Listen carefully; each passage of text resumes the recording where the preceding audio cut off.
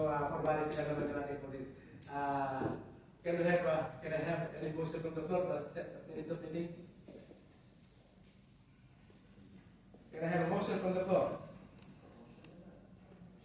Vice, no!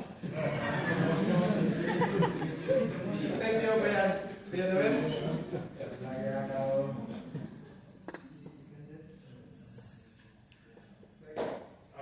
Okay, Kuya natin. The very good report of our secretary. Move to motion by Kuya Noel, seconded by Kuya JB, to be adopted with necessary correction. Is there any question? Question. Those in favor of the motion is shown in the usual sign of voting. Members, those opposed have the same right. Seeing none, motion carried. Thank you, guys. Our next report will become from our club treasurer, Kuya Jan, please.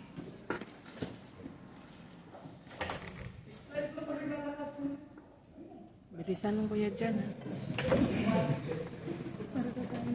Kakain na tayo.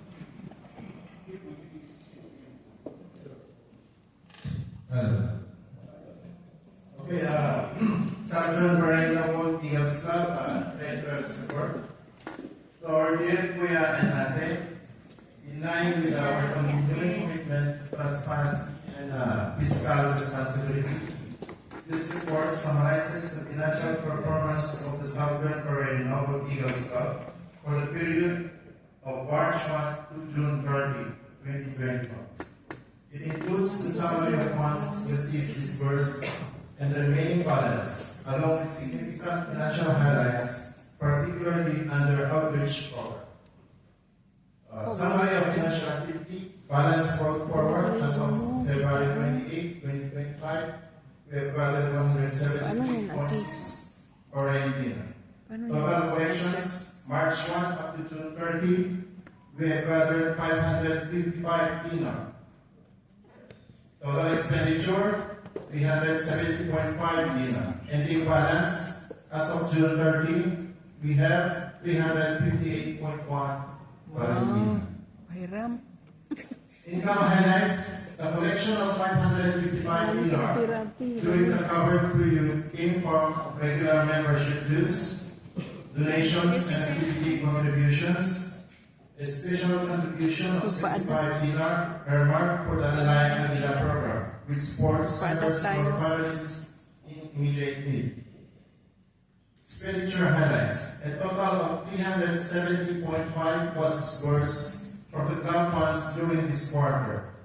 This includes event logistics and supplies, communications and administrative costs. Full release of 65 dinar under Alalayan Manila, which was directly and immediately turned over to a designated beneficiary.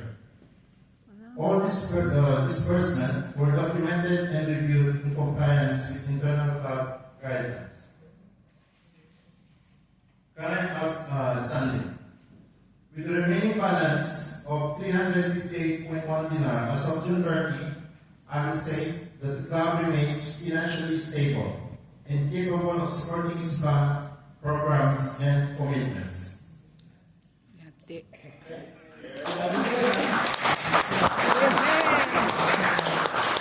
So, submission for audit and approval and itemized validation of this report will be submitted to the club auditor for official review. This narrative is likewise submitted for approval by general membership during the second general membership meeting So, closing statements, BNI continues to uphold its integrity in financial stewardship, ensuring that every contribution is properly managed in support of the club's mission and welfare of its members. Mabuhay ang lahat. Mabuhay! Thank you. Binilisan niya. Okay, you have heard the report about treasurer's report. That sounds good. I can go. Yeah, motion.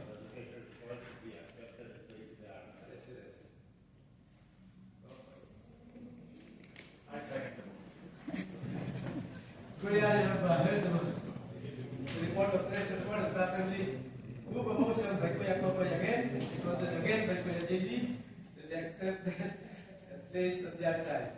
Is there any question? Question. All in favor of the motion, may show your usual sign of voting. And all opposed, at the same time. Seeing none, motion carried. Moving on with our GMM, starting with the report of our standing committees and commission. Started with the commission of Alalayan Aguila, Kuya Jerry. Do you have any Alalayan Aguila for the last period? Nagulat siya kasi kababalik ka rin po dyan. Kaya siya nagulat. As you're very on the president's report, meron tayo mga Ginulat mo naman, kuya. wala siya dito, kaya nagulat siya. Ginulat ni kuya eh. Siya sa live ba? Talaga ba kaya? Taas kayo, nag-accept na carnival. Nag-accept na carnival. Maganda na regala yan, we decided not to mention kung sinong beneficiary kung how we practice our Alalayan Aguila. Our next report will be around a committee on tribunal and grievance. Kuya Nathaniel, you have any issue for this thing? For this problem? Report siya. Are we on promo?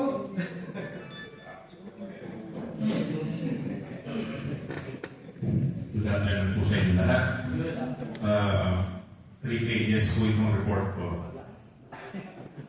Congratulations mga kuya Estelec. No report at this time.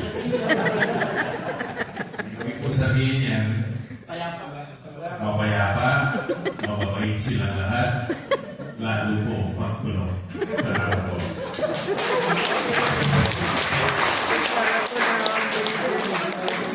Thank you, Kuya Nathaniel, for the pass. Lagi mo sila patulogin at tulog sa plan ka rin ng pagpatulog. Thank you. Dating accept for that committee with you, please. Next, we have committee on the outreach program. Kuya MJ.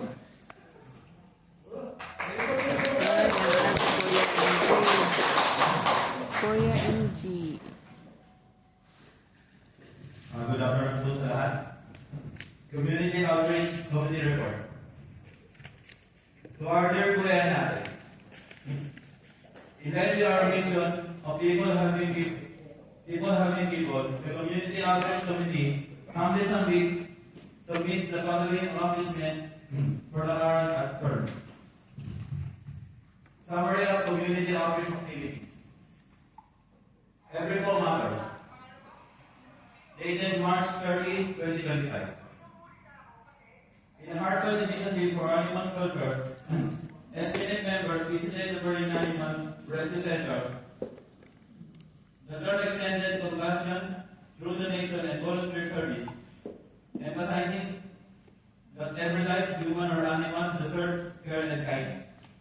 This project reflects our chapter commitment and compassion beyond boundaries. Second, Ramadan Iftar, participation at the TMOS, dated April 14, 2025. SPNet with the Bahrain Mobile Region join our Muslim brothers and sisters in observing Ramadan by participating in the community Iftar at TMOS.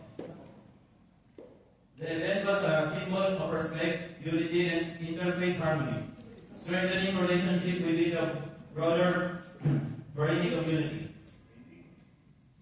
Third, assistance to Alalayan in need. Date April 15, 2025. The Fellow Filipino Crisis was given immediate assistance by SPNet members, providing financial aid, moral support, and coordination with other support networks. This act of service is a living example of commitment to bayanihan, spirit, and brotherhood in action. The Community Outreach Committee remains steadfast in upholding our shared values through meaningful acts of service.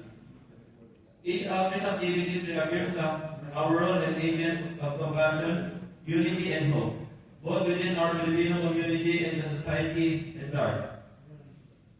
Let us continue to extend our wings where help is needed most. Thank you.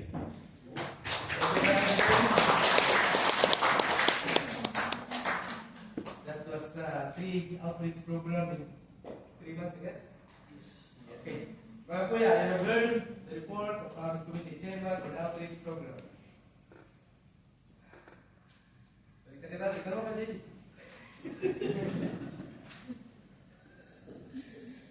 Do we have any motion from the floor? Outreach program. You have heard the report of the committee. Ulit daw. Ulit daw yung report mo. Ano? Kailan? Thank you, JD. Ngayon na?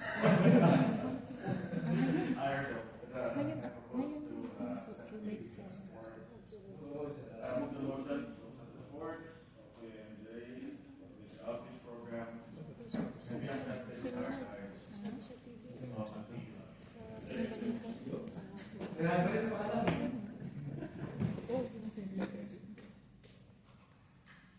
Kuya Raten, you have heard the motion from Kuya Jenny, noted by the members to accept the report of our Kuya Chairman of the outreach program. Is there any question? Question. Those who are in favor, please show your usual sign of voting. And all opposed at the same right. Hearing none, seeing none, motion carried. Nice. Next one, report.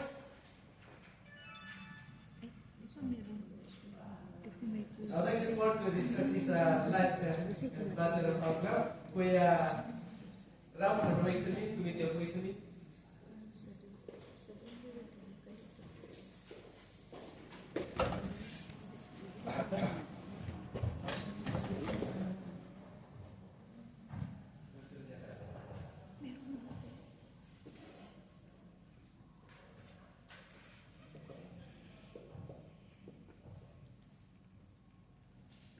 Hindi ko nakita punta sa bar to. Tingnan ang process.